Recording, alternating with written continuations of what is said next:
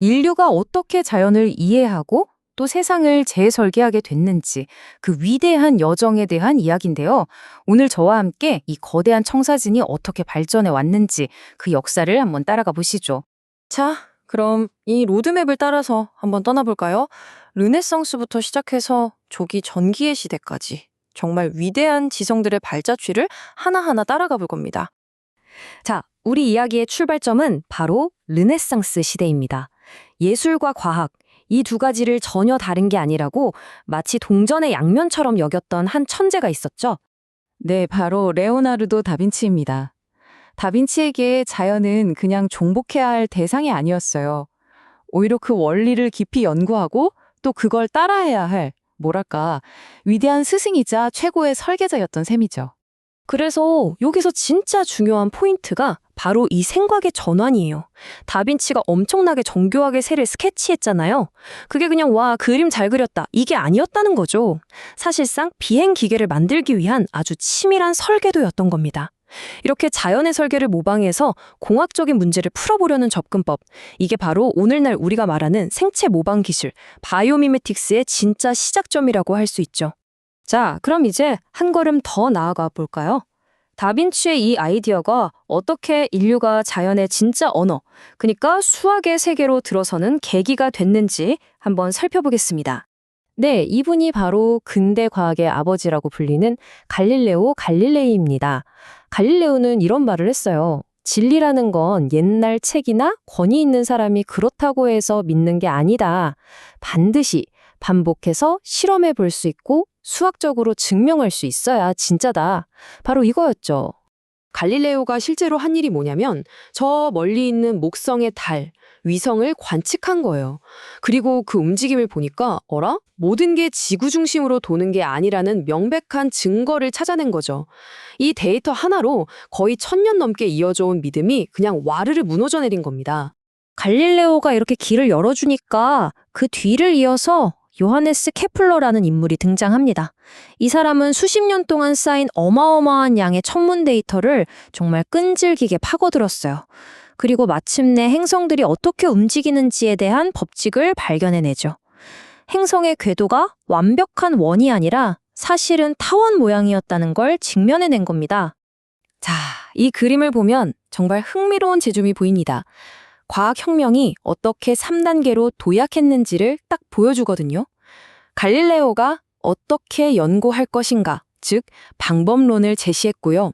케플러는 그 방법론에 따라 분석할 수 있는 방대한 데이터를 내놓았죠. 자, 이제 무대는 완벽하게 준비됐습니다. 이 모든 걸 하나로 꿰뚫을 단 한 사람을 위해서요. 그리고 그 위대한 통합을 이뤄낸 인물이 바로 이 사람, 아이작 뉴턴입니다. 뉴턴의 진짜 대단한 점은 이거예요. 저기 하늘 위에 떠 있는 달을 붙잡고 있는 힘이랑 여기 땅으로 뚝 떨어지는 사과를 끌어당기는 힘이 전혀 다른 힘이 아니라 결국엔 똑같은 힘이라는 걸 깨달은 거죠. 이 엄청난 발견, 그러니까 하늘과 땅의 법칙을 하나로 묶기 위해서 뉴턴은 완전히 새로운 수학적 도구가 필요했어요. 그래서 직접 만들어냅니다. 그게 바로 미적분학이죠. 왜냐하면 세상은 가만히 멈춰 있는 게 아니라 끊임없이 움직이고 변하잖아요. 그걸 정확하게 표현하고 계산하려면 미적분학이 꼭 필요했던 겁니다. 자, 이렇게 우주를 지배하는 보편적인 법칙이 딱 세워지고 나니까 인류는 이제 다음 단계로 나아갑니다. 이 지식을 실제로 우리 삶에 써먹기 시작한 거죠. 눈에 보이지 않는 힘들을 길들여서 문명 전체를 완전히 바꿔놓기 시작합니다. 이분이 제임스 와트인데요. 사실 와트가 증기기관을 맨 처음 발명한 사람은 아니에요. 하지만 기존의 증기기관을 거의 완벽하게 만들었죠. 분리형 응축기라는 걸 만들어서 버려지던 열을 다시 에너지로 쓰는, 그러니까 에너지 효율을 말도 안 되게 높인 겁니다. 이게 바로 산업혁명의 엔진에 제대로 불을 붙인 혁신이었어요. 그 다음 주자는 마이클 패러데이입니다. 이분의 발견은 정말 현대 문명의 근간이라고 할 수 있는데요. 자석을 움직이니까, 즉 자기장이 변하니까 전기가 흐르더라. 이 사실을 발견한 겁니다. 이게 바로 오늘날 우리가 쓰는 모든 발전기, 모든 전기 모터의 가장 기본적인 원리가 된 거죠.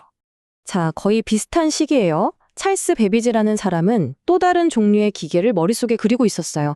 단순히 팔다리를 쓰는 육체 노동을 대신하는 기계가 아니라 우리의 생각, 그러니까 계산하고 논리적으로 판단하는 인지적인 작업을 자동화하는 기계를 구상했던 거죠.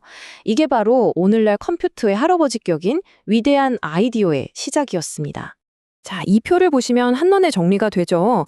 이 위대한 공학자들이 어떻게 물리 법칙을 우리 실생활에 적용해서 인간이 가진 근본적인 한계들을 하나씩 넘어섰는지를 보여주는 거예요.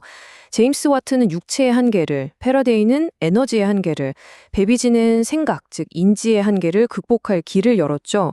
그리고 이런 기술 하나하나가 결국 사회 전체를 바꾸는 거대한 시스템적인 변화를 이끌어낸 겁니다.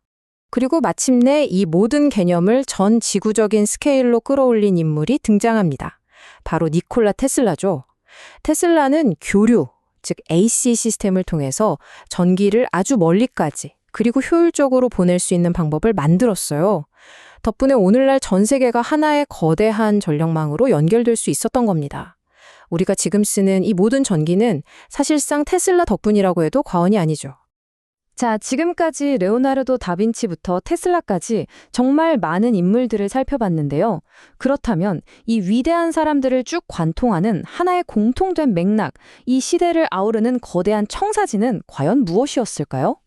그건 바로 이 세 가지의 기둥의 강력한 조합이었습니다. 첫째, 다빈치가 보여준 자연에 대한 깊은 존중과 이해. 둘째, 갈릴레오와 뉴턴이 확립한 수학적 질서와 엄밀함. 그리고 마지막으로 와트와 테슬라가 보여준 것처럼 결국 이 모든 기술은 사람을 향해야 한다는 인간 중심의 설계 철학. 이 세 가지가 완벽하게 어우러진 결과였던 거죠. 결국 이 모든 여정을 돌아보면 뭘 알 수 있냐면요. 과학과 공학의 발전이라는 게 단순히 지식을 차곡차곡 쌓아 올리는 과정이 아니었다는 겁니다. 그보다는 더 나은 세상을 만들기 위해서 인류가 함께 그려나간 하나의 거대한 설계도, 창조적인 프로젝트였던 거죠.